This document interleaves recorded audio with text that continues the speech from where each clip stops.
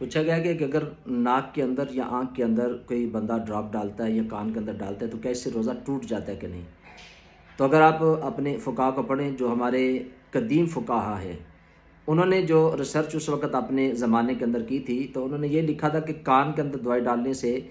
روزہ بندے کا ٹوٹ جاتا ہے، کیونکہ کان کا ڈائریکٹ تعلق بندے کے معدے کے ساتھ ہے۔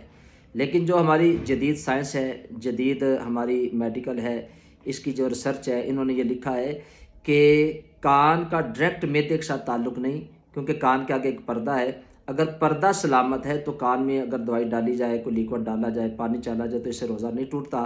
لیکن آنکھ اور ناک، اس کا ڈائریکٹ جو روٹ ہے، جو تعلق ہے بندے کے حلق سے ہوتا ہے، وہ معدے کے ساتھ ہے۔ اگر آنکھ میں یا ناک میں یا منہ کے ذریعے کوئی چیز ہم اندر لے کے جاتے ہیں تو اس بندے کا روزہ ٹوٹ جاتا ہے، لیکن کان میں دوائی ڈالنے سے بندے کا روزہ نہیں ٹوٹتا۔ یہی شرعی مسئلہ ہے جو آج کے ہمارے فقہا نے